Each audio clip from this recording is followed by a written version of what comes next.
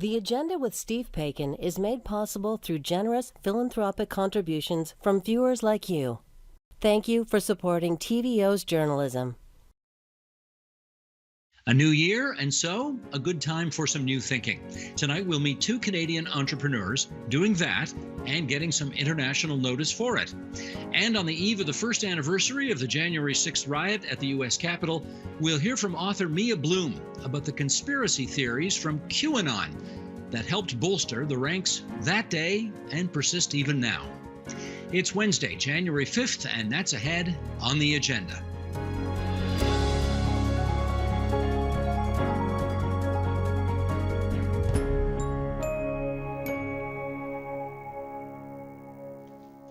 Every year, Forbes magazine highlights remarkable young innovators with its 30 under 30 lists. In this case, 30 people under the age of 30 whom the magazine thinks will be future business stars. Let's meet two of the Canadians they highlighted this year, starting in Halifax, Nova Scotia with Brock Patokyo. He is the founder of Planetary Hydrogen, a green tech energy startup, and in Ontario's capital city in North York, Brittany Charlton, founder of the healthy snack producer O Foods, and that's spelled O-H-H with an exclamation mark, and I think we are going to do a lot of exclaiming today on the program as we welcome you two to TVO. Brittany, just start by telling us this. When you first heard that you were on the 30 under 30 list, what'd you think? I was super excited. It was a part of my list of the year when I started my goals. So I was super excited to see that I was on it and that I achieved something that was on my dream list. Brock, how about you? I was absolutely elated. I was actually on an airplane. We were stuck on the tarmac and it was dead silent. And all of a sudden I saw a tweet come in saying that I made the list. And I immediately was, filled with joy. And I was calling friends and family, and it was extremely exciting, a time to remember.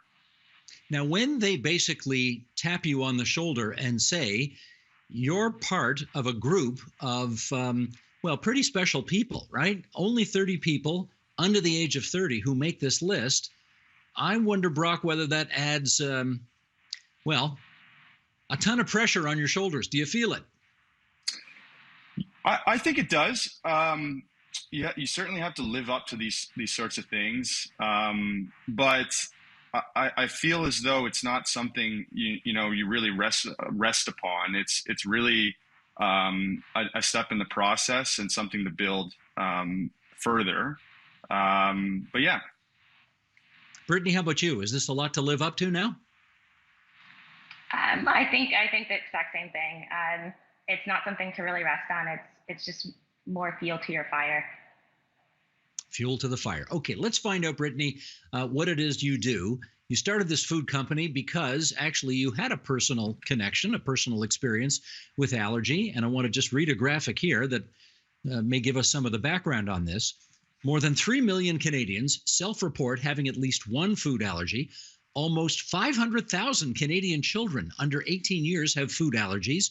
1 in 2 Canadian households are impacted by food allergy. That's a lot. Tell us about your experience and how it inspired your project. Yeah, so at 18 years old, I developed a peanut and tree nut allergy. I was having a normal family movie night with my family when my throat started closing and I was rushed to the hospital. And from there, we found out that I now had a peanut and tree nut allergy. So started making my own snacks. My mom encouraged me to try to sell them in the Canadian market. And that's kind of where I started and got off with getting into Metro and then Sobeys and then Bed Bath & Beyond, Walmart, and kind of continued to where we are today. And a little more background here. How old were you when you found out you had that allergy? I was 18 years old, and I didn't start the company until about 2018. You were 18. That's actually compared to most, fairly late in life to learn that kind of thing. Had you been able to eat peanuts without consequence before that? Yeah, so before that, I was having anything I wanted. And so it was a huge shock to my family when I found out that I had the peanut and tree nut allergy, because before then, like the week before, I was having, a can of peanuts and completely fine. So, yeah. Do the medical people have any explanation for how you contract that kind of allergy so late in life? Not really. Like there's different allergies that you can get in later in life, and it just really depends on the environment and just different things that are happening. So I had environmental allergies, and so they say that that might be why I developed the peanut and tree nut allergy after all this time as well. You know anybody else who's picked up that kind of allergy so late in life? Because of course most kids get it when they're very small. Yeah.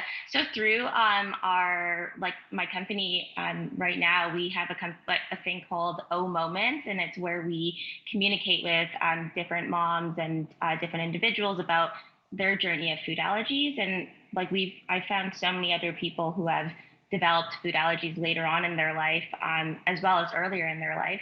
But yeah, it's pretty common to get a food allergy later on in life, around 18.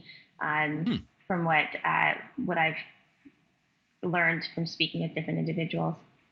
Okay, Brock, let's get you back in here and we'll find out some of the background behind what you've come up with. Your company is called Planetary Hydrogen, and it's said to produce the greenest hydrogen on Earth.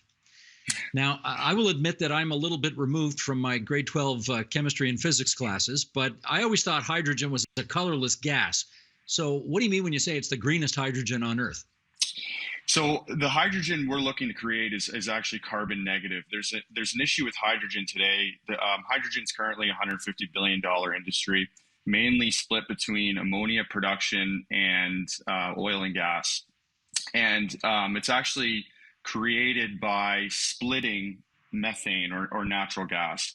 And it's a really dirty process, produces a lot of carbon emissions. So our take on this is we combine carbon dioxide removal with the production of hydrogen, clean hydrogen, or carbon neutral hydrogen. So we're in the process of actually changing the name of our company right now to focus more on the carbon side. And that's because over the next century, we face a significant challenge. Humanity needs to remove billions of tons of CO2 from the atmosphere, and we don't have a lot of time to figure out how to do that. Luckily, the ocean is really good at doing that. So, and if we were to stop emitting today, the oceans would solve the climate challenge that we're facing. What we plan to do is to accelerate that process. And so we have a technology that produces something called alkalinity. And our process for removing CO2 from the air and storing it safely within ocean chemistry is called ocean alkalinity enhancement. Sounds complicated, it's really not. The oceans naturally add alkalinity to themselves through a natural process. What we do is manufacture a specific type of alkalinity that's safe for ocean addition and add it to ocean chemistry. And what's the idea behind doing this? I mean, what's the purpose of it at the end of the day? So it will enhance the ocean's natural ability to capture and store CO2 within natural ocean chemistry. And as a byproduct of that, it's actually beneficial to marine ecosystems. And where'd you come up with the idea of doing this in the first place? So it's sort of a long story. I started off as a hockey player. I played competitive hockey for around 20 years. And then finally, when I was at Carleton University competing for them, I received my 12th concussion. So I had to step back and sort of reinvent my future and reinvent my life. And what always didn't sit well with me was the fact that I felt like we had this massive challenge in front of us and that there wasn't really anyone on the forefront going to try to solve it. So at the point of hanging the skates up and moving on to something new, I decided that there was friends. I had conversations with friends and people around me in high school, and they always said that climate change was a problem that either A, doesn't exist, or B, someone else or they will go solve the problem one day. And so, my goal was to become the they. And so I went into sustainable and renewable energy engineering at Carleton, completed my degree, and I immediately wanted to jump to the forefront of finding a solution to this. And so that is what brought me to focusing on becoming an entrepreneur. And I signed up for a program at Carleton, met my co-founder now at Planetary Hydrogen, and the rest is history. We spent about 6 months surveying the entire clean tech, climate tech landscape, and it eventually came across Dr. Greg Rao. And he's the original inventor of sort of this process that we're trying to commercialize and bring to market. And possibly the smartest human being on earth. And it's an honor to work with him and work beside him. And so what we're doing is trying to bring this, what he's proven out in the lab, to massive global scale. And that's where we're at right now. We've raised some money. We're building a demonstration plant in Quebec. I'm currently in Halifax because there's you can imagine, there's an ocean science component to this, and we need to go prove this out and prove it's safe environmentally and effective, and prove it's an effective method of removing CO2 from the air and storing it somewhere. Okay, one more follow-up question on the background to this. And you're going to forgive the way I asked this question, I hope, Rock, but that is this. I don't know too many hockey players who are that good at chemistry, and I do know a lot of hockey players. And beyond that, I don't know too many hockey players who'd be good at chemistry after 12 concussions. So, how did this happen? So, I actually don't have a background in chemistry. It's, going through the engineering, going through engineering really gives you a tool set and a toolkit to absorb things and learn quickly. And I think as soon as my degree is essentially in electrical engineering with a specialization in clean tech, so completely different from chemical engineering, but I was thrown into this world, and I'm sort of just drinking from the fire hose every day, trying to learn as much as I can, trying to learn from the engineers and smart people around me on my team, and picking up things as I go. And it's complicated, but I think we're a team that finds fun in solving challenges and difficult ones. Okay.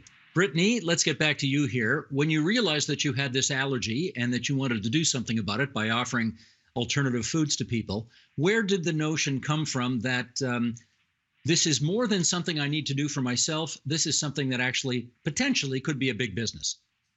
Yeah, once I started to research the market and see how many other individuals had food allergies and what they were suffering with, and then the options that were on the market, so I couldn't really find anything that I liked having a bunch of. And so when I started making my own, and then realized there's like little peaks in the market that I can get into, I then went ahead and started to commercialize what I was thinking about. And what do you think makes the kind of thing you offer different from what else is out there? Yeah, so we normally try to find peaks in the market where people are not really doing exactly what we're doing. So our edible cookie dough is the only cookie dough on the market that is vegan, gluten-free, and allergen-friendly. And so that's something that I look for, is what's unique to the market and what are we trying to accomplish. And with us, inclusive snacking is finding snacks that are not on the market and creating them to be exactly the same taste, flavor profile, just being better for you, and also able to have it if you have food allergies or intolerances. And how many different products have you got out there right now? Right now we have our bites, and then we also have our cookie dough. So we have 3 flavors in our cookie dough, which is chocolate chip, birthday cake, and then sunflower butter, which is kind of like a peanut butter. And then with our bites, we have an apple pie and coconut brownie, and our apple pie tastes actually like the inside of a pie, which is amazing.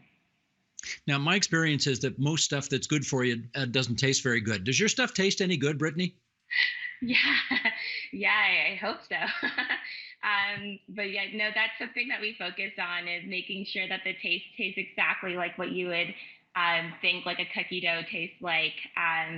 So yeah, our taste profile part of things really matters to us. And yeah, I believe they taste pretty good. I can't stop binging on our cookie doughs. Okay. Now, you mentioned a few minutes ago that you actually are into some pretty big retail establishments right now. I think you mentioned Metro and Sobeys. How do you even, I mean, I can just imagine that those companies and others like them are inundated all the time by people who think they've got great ideas, and you just have to have us on your shelves. I know they're inundated by that. How did you actually get to square one with them? It's honestly just about building relationships. So I'm really treating them like they are, I don't know, like a friend that you want to reach out to and share something with. And then, keeping that relationship going. So our Walmart contract, for instance, took 2 years of building that relationship and, building it so that they would believe in us and put us on the shelf. So I think it's just, again, really strong relationships and treating people as you'd want to be treated, and like their friend that you're kind of just showing something to and that you're excited about as well.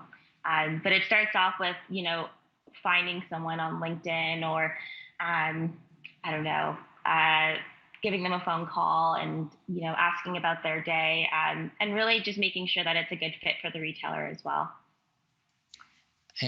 Okay, I'm debating whether I should ask you this question. Yes, I'm going to ask you this question. What kind of revenues are you realizing these days, Brittany? Yeah, and so I can't talk about revenues, but I can tell you from last year, we were at a 500% gain, so over the year before. So it's been going pretty well in terms of like where we're going.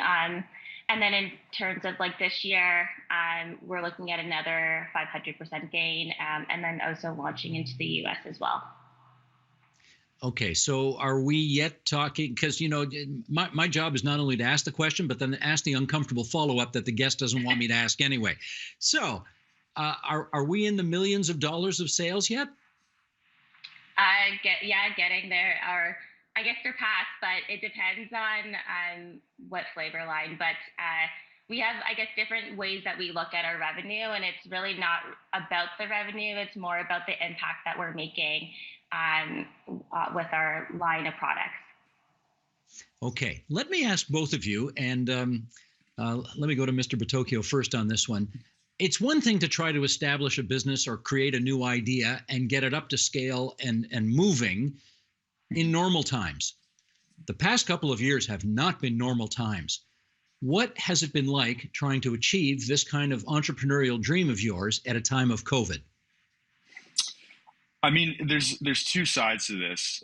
For us, COVID has been a challenge. It's been a challenge to get engineers in a room and get them to innovate together and work together and be creative and build a strong, cohesive team. That's been a challenge just because we're remote.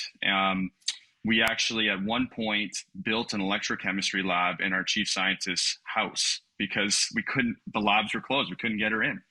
So that's been challenging. On the flip side, I think being remote has given us an ability to be anywhere, right? We've had exposure to conferences and investors and all kinds of opportunities that we wouldn't have, or probably wouldn't have, if we have had to fly there and be there in person. So, I think it sort of balances itself out for us, but there's positives and benefits to it all. Brittany, how about you? Trying to scale up at a time of COVID? Yeah, during COVID, I would say it was definitely difficult when it first started. But I think as it goes along, for us, scaling has become a lot easier. I would say just because we're in food and everyone needs to have a snack. So it's a little bit easier for us, but I'd say there's still challenges with getting on the shelf and if there's shelf space for us. And also, I think our biggest thing would be about supplies. Like, do we have the supplies that we need to produce? I know, like, for instance, one of our ingredients are completely out until, the middle of the year. So like having additional suppliers helps, but there's just different, challenges, like supply chain challenges that we have to deal with. Now, you're obviously well past the point where you're in your own kitchen making making these foods for other people. I presume you've got manufacturing facilities somewhere doing all this now. Where are you making it? Yeah, so we make them out in Oshawa, and then we have our team make them out there. But yeah, I'm completely out of my home kitchen making them. Gotcha. Okay, Brock, I want to just ask our director, Sheldon Osmond, to put a graphic up right now and give people a sense of the enormity of the issue that you are working on. Because as we have heard numerous times over the past few years, according to the Intergovernmental Panel on Climate Change report, we're going to reach 1.5 degrees Celsius of warming within the next 2 decades if we continue on our present course. Increase in dangerous and destructive weather events are happening. The world could warm by 4.4 degrees Celsius by the year 2100. Every region will feel the impacts of climate change. The costs of climate crisis are obviously going through the roof and far outweigh the costs of action. Limiting global warming to 1.5 degrees Celsius requires transformational change. There's all sorts of different things about if we do this, this will happen. If we don't do this, this will happen. I guess I want to know, what impact do you think you can have if this thing becomes as big as your dreams hope it will? Well, I think we're gonna play a part in this. The oceans can't be ignored as a solution to solving this problem. So, as I said earlier, we need to be able to reach those targets. We're past the point of we're just cutting out emissions and electrifying our world. We need to actually remove CO2 molecules from the air to be able to reach those targets. There's a range of ways to do that. Ours is one of them, but humanity, the world, needs all of them to succeed. So if we were to reach a global scale, we're looking at pulling, 1 billion tons of CO2 out of the air every year starting in 2035. That's our ultimate goal. But that's a drop in the bucket. We need to remove up to 6 billion tons by 2030 and 10 billion tons a year by 2050.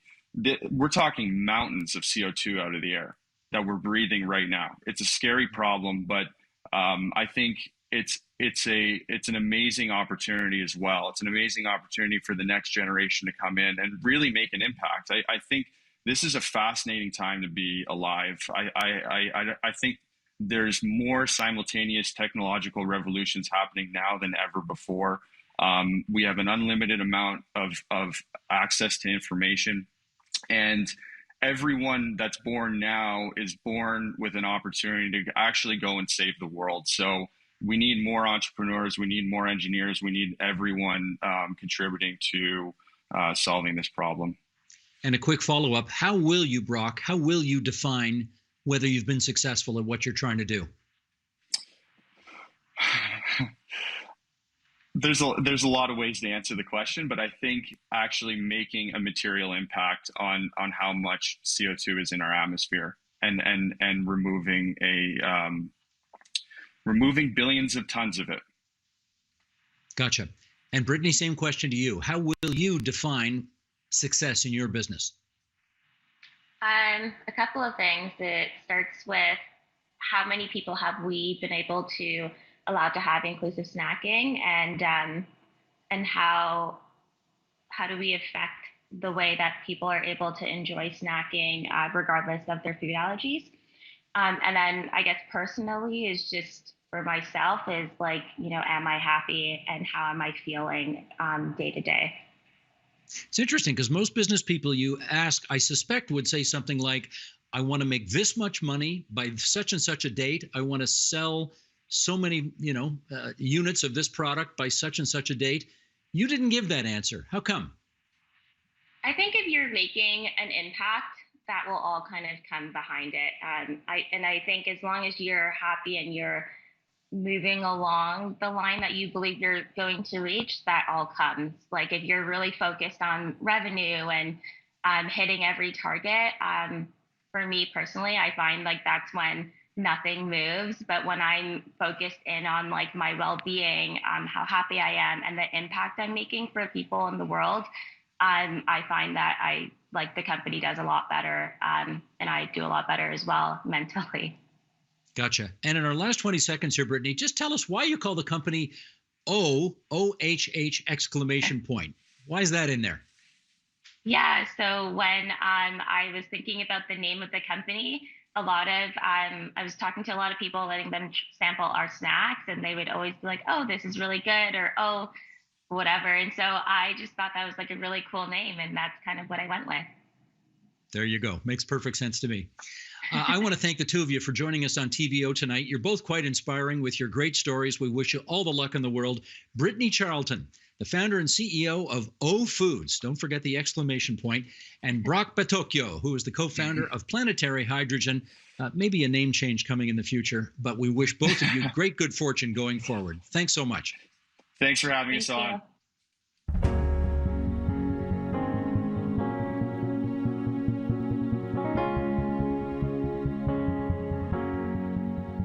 For those not familiar with the extremist conspiracy theory known as QAnon, it's actually hard to believe the lengths to which its followers will go, including the kind of violence perpetrated on the U.S. Capitol last January 6, 2021. A new book lays it out, written by Mia Bloom and Sofia Moskalenko. It's called Pastels and Pedophiles, Inside the Mind of QAnon. Mia Bloom is a communications professor at Georgia State University, a member of the Evidence-Based Cybersecurity Research Group, and she joins us now from Atlanta, Georgia. And it's so good to see you again. Mia, you've been on our program a couple of times before, and it's great to see you again. How are you managing?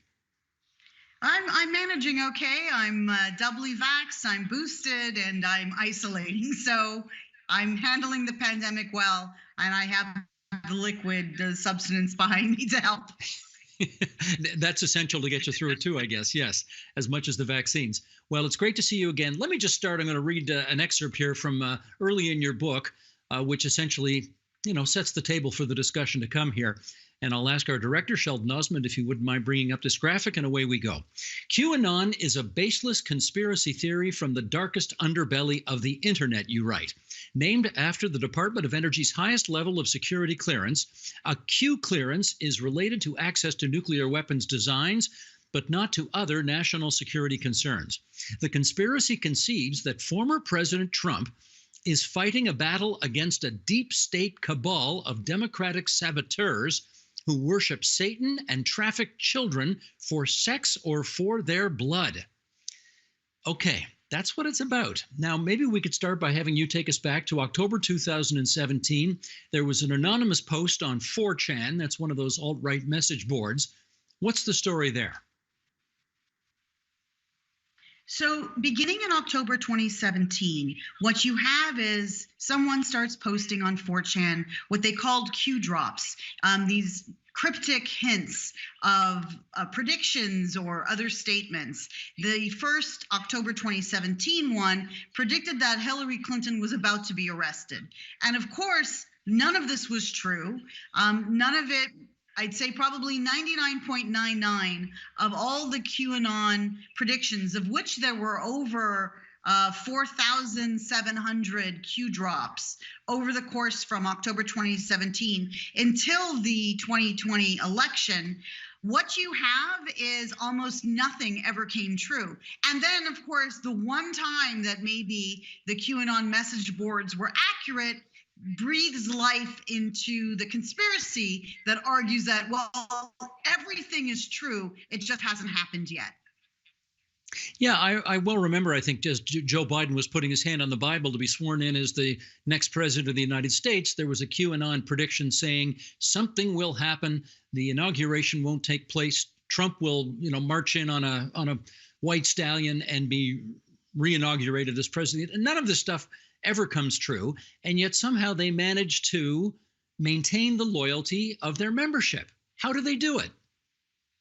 Well, we've seen some fluctuations, and it's very likely that had we not had lockdowns in March of 2020, we probably would have seen this QAnon conspiracy peter out quite a bit. The popularity of the conspiracy was relatively flat from October 2017 until right before the spread of COVID-19 and also the lockdowns that accompanied March 2020.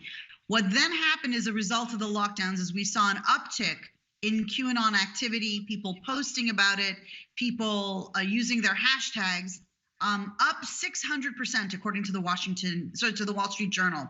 So what you have then is that there's an intricate relationship between COVID-19 and QAnon. And so as well, we see this intersectionality between QAnon and people who are anti-vaccine, people who argue that the election was stolen, people who argue that Anthony Fauci is deliberately trying to create a new world order. There is a lot of conspiracies that are now subsumed under the QAnon umbrella that previously would have operated independently. And so what's interesting about QAnon is that it has managed to bring under its fold conspiracies that pre-existed it by almost 20 years. So within QAnon, you have people who also believe in lizard people, that are alien race trying to take over the world by pretending to be us, but secretly are lizards, that the earth is flat, that the moon landing was faked. In other words, all of the various conspiracy theories previously that never really talked to each other are now all welcome to this big tent conspiracy of QAnon.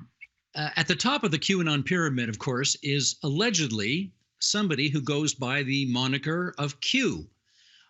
Is anybody any closer to figuring out who this mystery person is? Well, so there's a bunch of different schools of thought. The argument that Sophia and I made in the book, I was allowed to quote my very favorite movie, The Princess Bride, where you remember the dread pirate Roberts, that it's not the same person, but it's the name that really invoked terror. We suspect very strongly that between October 2017 until 2020, there were different people at different times posting as Q. Now, 2 different documentaries spent years tracking down who might be QAnon. The HBO documentary decided that it was Ron Watson, Jim Watson's son, who was the owner of HN. The Vice News also had a documentary that really didn't come to a conclusion, but introduced a variety of different characters who might have been QAnon at different times. For someone like Jim Swartzen, who's a QAnon expert, he seems to think it links back to General Michael Flynn. So depending on who you talk to, I think what's really important to know is that it's very likely that when HBO began its production to try to track down who QAnon was, flying all over the globe and in the Philippines and Southeast Asia, that maybe unmasking who QAnon was would have been the way to undermine it.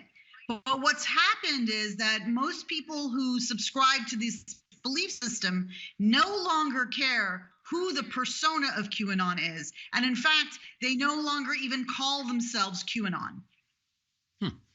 Well, I guess this would be interesting, but not necessarily important, if not for the fact that there are apparently a number of people now on Capitol Hill in the United States, in Washington, D.C., who are followers of QAnon and who have managed to get themselves elected. Can you talk a bit about that, please? And this is, again, terrifying. And on the one hand, I have to thank Twitter, and if Jack is still in charge, for deplatforming Marjorie Taylor Greene, who was a terrible source of disinformation about COVID-19 and the vaccine. But in 2020, in the summer of 2020, when the Americans have their primaries, there were 97 candidates running for office that believed in QAnon.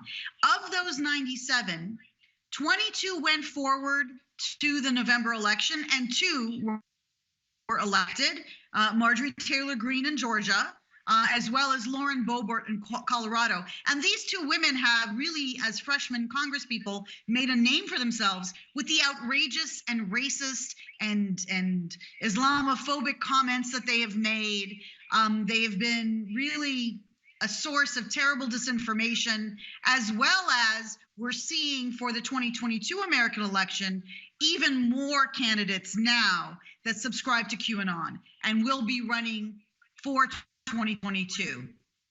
Mia, you have to help us Canadians understand this, because I know that if a politician in Canada where QAnon is not a thing the way it is in the United States. I know if they came forward, as Marjorie Taylor Greene, the congresswoman from Georgia, did, and said the forest fires in California were started by Jewish lasers from space, I mean, she'd be laughed out of the country. Down there, it was taken very seriously.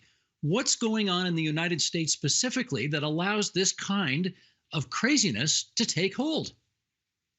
Well, first of all, I hate to be the bearer of bad news, but Canada is in the top 5 countries where QAnon has spread. And you know that there was even an attempt against Prime Minister Justin Trudeau. So there have been QAnon people and supporters in Canada. So you've got Canada, Australia, Germany, the United States, even Indonesia. One of the things we talked about in the book is that it has spread to 85 different countries. But let me go back for a second. I think what happens is, as I gave you the 97 candidates that turned into 22 out of the 24, there were 2 independents, but they were mostly Republicans. And I think that the Republican Party, which has very poor leadership under Kevin McCarthy, have been very reticent to come out against QAnon because QAnon supporters are sort of their base, and they are among their strongest supporters, their most reliable voters. And because the Republican Party cares more about being in power and retaking the House and the Senate, they are not about to alienate a large group of supporters who would support President Trump and who are also, spouting things that make most Republicans quite uncomfortable. Marjorie Taylor Greene at some point likened wearing the mask in public to Jews wearing the yellow star during the period of Nazi Germany, when the Germans made Jews wear a star and gay people had to wear a pink star, and there were all these different stars for all the groups that the Nazis persecuted. And the only reason she apologized and then made some sort of trip to the Holocaust Museum was because the Republicans said you're going to lose Jewish financial support to the Republican Party. So at the end of the day, the Republicans, you think that there's no bottom, that there's no point at which Republicans are willing to say, you've gone too far. We've seen this with Greene's argument about Jewish space lasers. We saw this also. Boebert made horrible accusations against a Muslim member of Congress. The things that they say, both privately and publicly, the original, sort of the traditional Republican Party would have been absolutely outraged. And I think that comes out a little bit in some of the statements we've seen by Liz Cheney and other Republicans who have broken with the party to basically have their ethics and their principles against this kind of craziness and hatred. Mm-hmm. Now, I think one of the most interesting things I learned from your book is that there's, an assumption that QAnon supporters must be overwhelmingly uneducated, overwhelmingly rural, overwhelmingly out of touch with reality. But in fact, your book paints a very different kind of a picture of who's in QAnon. You want to help us with that? This perhaps was one of the things that were surprising, but Sophia and I have both studied terrorist organizations, between the two of us probably for 50 years. And so I guess I should have known better. I think part of what I was thinking is you had sort of this poor white uneducated class. Remember, President Trump once said, "I love the uneducated," because of course the uneducated voted for him. One of the things that became clear is that a lot of women in particular who believed in QAnon were women who were successful. They were business owners. One woman even had a master's degree from Harvard University. And so this is really not sort of the stereotypical, low-hanging fruit.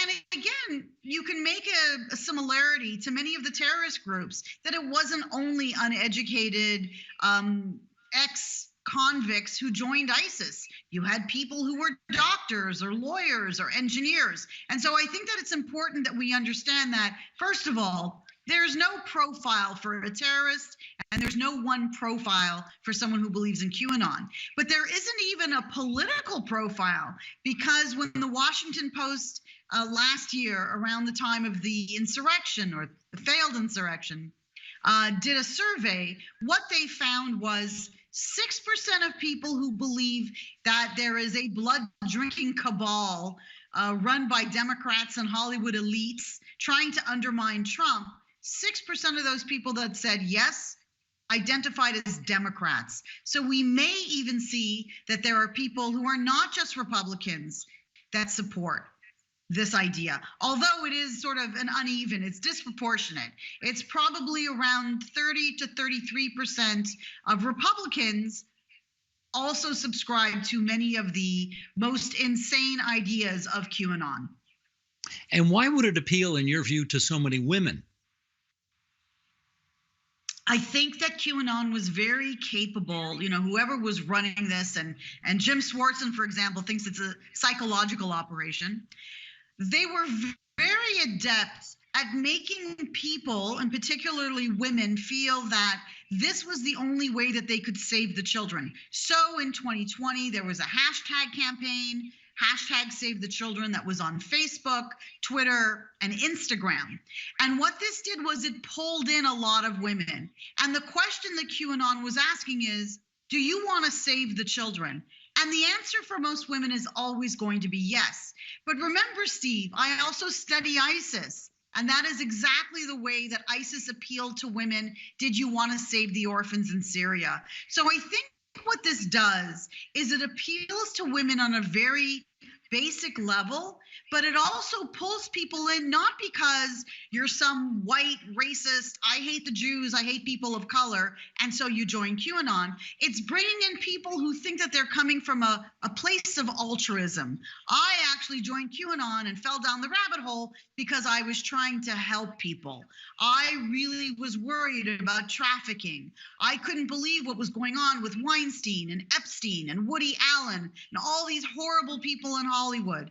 And so they take a tiny grain of truth, which is what's going to pull in an educated person. But then once you get pulled down the rabbit hole, the consumption of the QAnon material and the propaganda has this effect of convincing you that it's worse than you ever thought, that the conspiracy runs deeper than you ever believed. And so because I'm on their channels and I'm on Telegram monitoring what they say, I see what they see. And you know what? It's really traumatizing. It creates an echo chamber of radicalization that we've seen with jihadi groups and we've seen with racist white nationalist groups. I've always wanted to ask you, given how much time, because of your professional interests, how much time you spend with some of the more nefarious people in our society, whether you ever worry about, I don't know if this is the right way to put it, but whether you ever worry about your own mental health. You hang out with a lot of bad actors to do the work that you do. You ever concerned about your own mental health? The mental health issue was something that we had to take very seriously because when we were working on this Department of Defense grant on ISIS, the material that we were exposed to, me and my research team, the grad students, there were a lot of beheadings. There were a lot of really horrific images. And so we actually created a protocol. Well, first of all, not more than 2 hours at a time for the students, not before bed. Go out, take a walk. I mean, it's some of the things that we also know interrupt radicalization is even just going outside and separating yourself from your electronic devices. But we had protocols in place. For me, and this is going to sound, I'm not trying to be trivial, I had to stop watching The Walking Dead, and I had to stop watching any kinds of horror movies because as I was looking through the materials from ISIS, I had this little switch in my brain that would say, it's fake, it's fake. It's like in the movies. But I couldn't then watch horror movies and then have that frame of comparison. So I did, it affected me in small ways. But ultimately, it was so important that we maintain mental health because in doing this work, and this is, again, I can tell you now because it's over, we prevented 12 different terrorist attacks, including an attack in Toronto at a gay club. And so the fact that we were able, by being on these platforms, to prevent actual attacks, including in Toronto, really made us feel so good about the work that I think it did a lot towards mitigating the kind of trauma we could have experienced if we thought, what's the point that we're doing this thing? But, so it was really important that we maintained our good health. We tried to create sort of a band of brothers feeling among the grad students. But at the end of the day, knowing that we had prevented these attacks made us feel really good about the work. And I think that that really did a lot towards buoying our self-esteem and our just general attitudes about it. Well, you've opened a door there, so I have to go through it. You've got my curiosity piqued. You say you prevented a terrorist attack in Toronto on a club. Could you, and obviously I don't want you to give up sources and methods here, but to the extent you can tell us more about that, can you tell us when, what club, and how? I won't say which club because we actually never told the club. What had happened was I had a grad student at the time. The two of us saw that ISIS had started to organize this event. It was going to be around the same time as the Pulse nightclub attack, so for the 1-year anniversary. So this was in 2017. And what happened was I caught wind of it. Ordinarily, because I am a liaison with the FBI in the United States, if I see something, I would provide the FBI the information. But it was right before a weekend, and I knew that it was going to have to go through layers and layers to get to Canada. And I was worried that I had basically 24 to 48 hours. So I contacted someone in Canada who I had met at the White House working in countering violent extremism. They put me in touch with the RCMP, and I had the funniest conversation with a Toronto police officer who was like, so let's back up. Why do you know this? How do you know this? And what they did was, instead of alerting the club and causing any kind of panic, they just increased by something like 400% the number of police officers that were on the streets around the club. And so nothing ended up happening. The club didn't even know that they had been identified as a target by ISIS. We didn't panic the community. So it's great. It was the dog that didn't bark. In another instance, in Australia, and also one in the UK, the people who we identified were arrested and tried. So we know that at least among the 12, there were some cases that might have just been people who were fantasists, and they call it shit posting. But we do know that it led to actual arrests. And I can tell you that the government of Australia, the government in the UK, and even there was a threat against Barron Trump. All these things that we were able to prevent made us feel really good. And, again, I'm a really huge ally to the gay community. I have a gay cousin in Toronto. So the fact is, I felt really good that I was able to prevent a Pulse nightclub attack, and I would do it again in a heartbeat, even if it means having to go through all this horrible stuff. And when you talk about a Pulse nightclub attack, you're essentially saying by blowing the whistle on this, you managed to prevent somebody with an automatic rifle from walking into a club and essentially shooting up and killing dozens of people. Is that right? That was the plan, and I have to give complete credit to the RCMP and to the local Toronto Police Department, who can think that I was some crank caller, who took it seriously, who spent hours on the phone with me as I shared with them the screenshots and the information. So, they did a really great job. And the nightclub probably till this day has no idea that they were ever under threat. That is an amazing story. Thank you for sharing that. Let me ask you about the MAGA vote, the Make America Great Again vote, if I can put it that way. In the just completed Canadian election of a few months ago, got 5% of the vote. So it is not a thing in Canada in the way that it clearly is in the United States. Having said that, it exists. And I wonder if we can make that same claim about QAnon. Yes, you're quite right. It does exist in Canada. It's not a thing here in the way that it is in the United States. But what did you find about how much it has infiltrated Canada? The thing that really surprised me is the extent to which QAnon went international and became almost like a mass movement, which is something that Sophia studies. She studies how you can have like radicalization of large Canada, and there are researchers in Canada that are focused on this, that monitor QAnon and talk about sort of the trends. So we do know that it's important to follow QAnon in Canada. Some of the most radical material that is on the QAnon Telegram channels, and because, Steve, you know I'm Canadian, I can hear the Canadian accent. There are a lot of Canadian women who are disseminating the propaganda.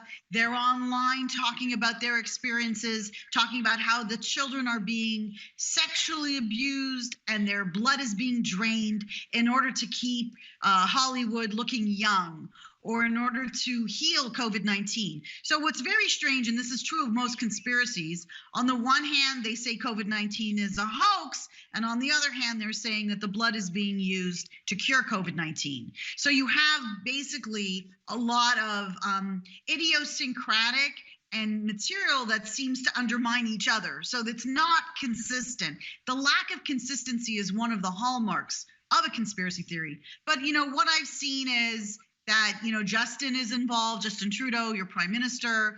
I think that the big difference is that the Conservative Party in Canada, and I give, great credit to your mayor, your prime minister in Ontario, they treated COVID-19 and they didn't politicize it. They treated it like it was serious. If Quebec locked down, Ontario locked down, so that you didn't have this politicization of the virus, and the politicization of the virus and QAnon go hand in hand. So although I'm a hard and fast liberal, I give both the Conservative Party and the NDP and any other groups in Canada a great deal of credit for not having politicized the virus and everyone having come together, because we're in this together is something we saw in Canada. We are not seeing it in the United States. I should actually follow up on the fact that I knew you were Canadian. I think I knew you went to McGill University as a university student, but I don't know where you're from originally. Where are you actually from in Canada? So I'm originally from Montreal, and I'm extremely proud. My sister is a prosecutor for the Crown. So I hear about people being arrested who are QAnon, but it hasn't made as much of a big splash in Canada. What you are going to see is a lot of private violence that is very often perpetrated within the family. People who are suffering from Munchausen syndrome by proxy, they hurt their own children because they believe the children have some sort of serpent DNA, or you'll find instances of women who have lost custody of their children. They will kidnap their own children, and part of it is the QAnon belief that creates also like an underground railroad for the women to escape with their own children. So a lot of what you'd be hearing in QAnon wouldn't be as showy as it is in the United States. You don't have like this guy Jacob Chansley with the face paint and the chest tattoos and the horns bellowing in Congress. But, there was an attempt outside the prime minister's residence to ram into the gates, so that there is a little bit of QAnon that are crossing the lines. But, at the end of the day, QAnon hasn't been designated like other groups as a terrorist group or as a threat. So while Canada is ahead of the United States trying to clamp down on incels and voluntary celibates, and they've classified incels as terrorists, they have not yet done that with QAnon. Okay, maybe we should finish up on this. Now that you've looked at this in such detail, do you think that there's anything that so-called normal society can do in order to push back at the unhappy influence that QAnon does have?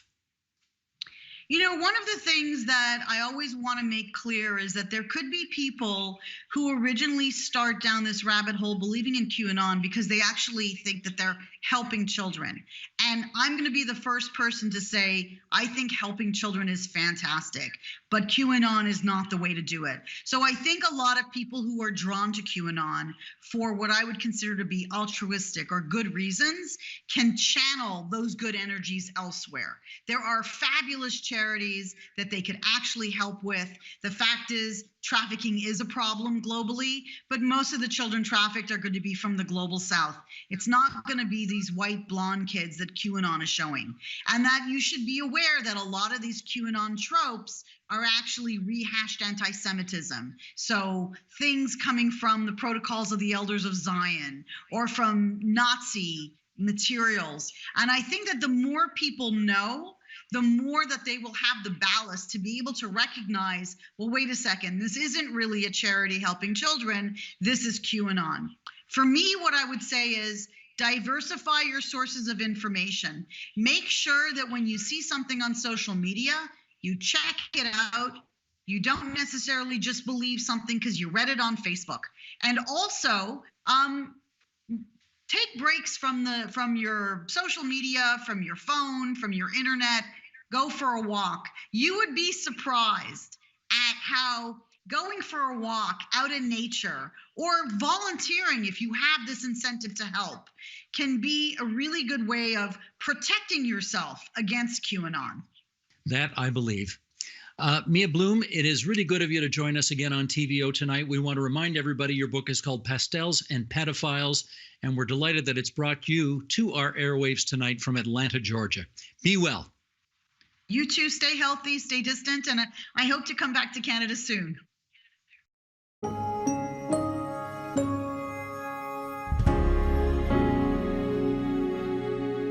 And that is the agenda for Wednesday, January 5th, 2022. Tomorrow, as school goes back online for all students in the province of Ontario, Nam Kiwanuka checks in on the education file, and she hopes you'll be with us for that. I'm Steve Paikin. Thanks for watching TVO, for joining us online at tvo.org. And Nam, we'll see you here tomorrow. The Agenda with Steve Paikin is made possible through generous philanthropic contributions from viewers like you. Thank you for supporting TVO's journalism.